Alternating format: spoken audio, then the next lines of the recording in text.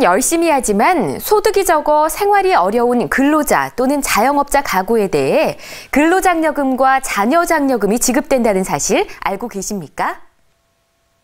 특히 올해부터는 그동안 근로자에게만 지급하던 근로장려금을 자영업자에게도 지급하기로 했는데요.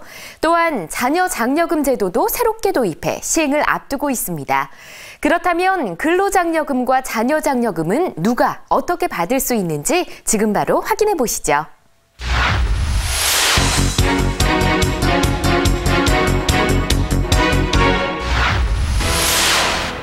올해부터 근로자뿐만 아니라 자영업자도 근로장려금을 최대 210만 원까지 받을 수 있습니다.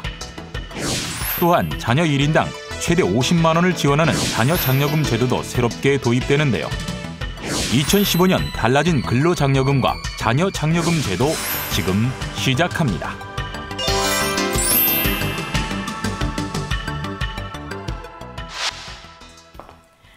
5월은 근로장려금과 자녀장려금을 신청하는 달입니다. 신청 대상자는 5월 중 주소지 관할 세무서에 장려금을 신청하면 소득 검증을 거쳐 9월 말에 장려금이 지급되는데요. 그렇다면 장려금을 받기 위해서는 어떤 자격 요건을 갖춰야 할까요? 장려금은 근로소득 또는 사업소득이 있는 거주자로 다음 요건을 갖춰야 합니다. 먼저 배우자 또는 18세 미만의 부양자녀가 있는 경우에 신청 가능하며 배우자와 부양자녀가 없더라도 신청자가 60세 이상이면 근로장려금을 신청할 수 있습니다.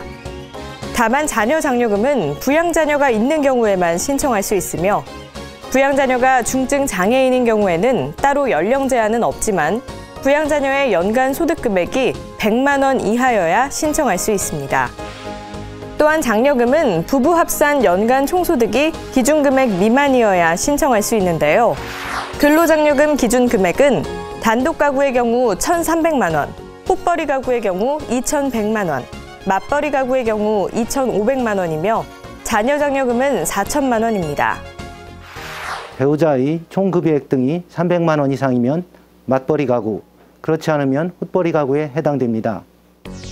또한 장려금은 2014년 6월 1일 현재 가구원 모두가 1주택 이하이고 소유하고 있는 주택, 토지, 건물, 예금 등 재산 합계액이 1억 4천만 원 미만이어야 신청할 수 있는데요.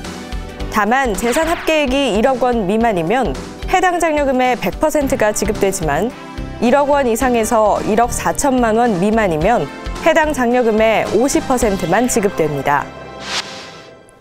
하지만 이상의 모든 요건을 충족하더라도 2014년 중 대한민국 국적을 보유하지 않거나 다른 거주자의 부양자녀인 경우에는 장려금 신청을 할 수 없는데요. 특히 자녀장려금은 2015년 3월 중 국민기초생활보장법에 따른 생계급여를 받지 않아야 지급됩니다. 특히 올해부터는 그동안 근로자에게만 지급하던 장려금을 자영업자에게도 지급하기로 했는데요.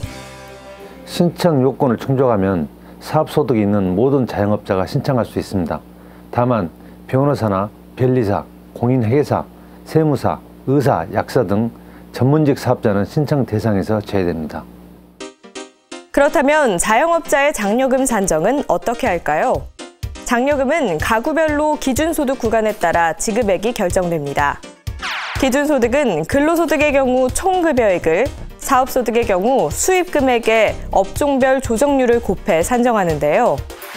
업종별 조정률은 도매업이 20%, 소매업과 부동산 매매업, 농업, 임업, 어업 등이 30%, 음식점업, 제조업, 건설업 등이 45%, 숙박업, 운수업 등이 60%, 서비스업 등이 75%, 부동산 임대업 등이 90%입니다. 한편 장려금 예상 금액은 국세청 홈택스 상단의 모의 계산을 통해 쉽게 확인해 볼 수 있습니다. 근로 자녀 장려금을 신청하는 자영업자는 반드시 종합소득세도 신고해야 합니다. 다만 단순 경비율 적용 대상자로서 종합소득 금액이 150만 원 이하인 영세 자영업자와 보험 설계사, 방문 판매원, 음료품 배달원 등 연말 정산한 사업소득만 있는 자영업자는 종합소득세를 신고하지 않아도 장려금을 신청할 수 있습니다. 올해부터는 근로자와 함께 자영업자에게도 장려금 혜택이 주어지는데요. 대상자는 한 사람도 빠짐없이 신청해서 장려금 혜택을 받아보시기 바랍니다.